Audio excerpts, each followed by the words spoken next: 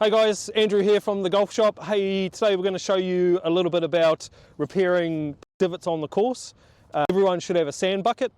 So when you go and play, these are essential, whether you've got one on your trundler or one of the ones that clips onto your golf bag. So I've taken a nice divot here for you. So ideally in the perfect world, you'd grab the grass and put the grass back into the hole. Nice and flat, as you can see, front piece, back piece. Nice and tidy, and then obviously just stamp it down.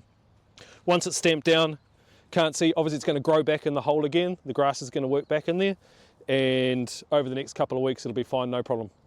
Okay, the next one is if the divot disappears, or if you can't find it, or you're just going to put some sand in the hole. Ideally we want the grass back in there to grow.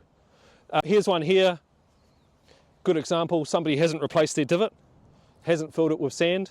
So all we're going to try and do here is just put a little bit of sand into it and just keep it nice and flat. We don't want it mounded. We don't want too much sand in there, etc. We just want to keep it nice and flat, because remember, when the mower comes through and mows it, obviously the more sand sitting on top, it'll blunt the blades on it. So nice and flat in there.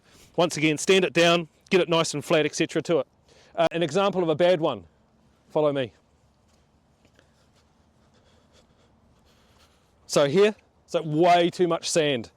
So remember, you just want to try and keep the minimum amount of sand in there to keep it as flat as possible. So they've tried to put, you can't put the divot back in and the sand as well. It's either either, okay? So if you're just going to go with the sand, get it nice and flat.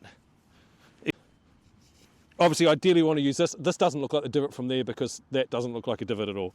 So let's just try and make it as neat as we can. Once again, stamp it down, make it look all nice and tidy. Here's a good one.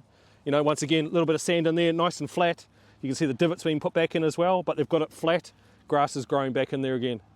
Okay, obviously it's our golf course, so we want to look after it as much as we can, and divots especially make the course look really bad.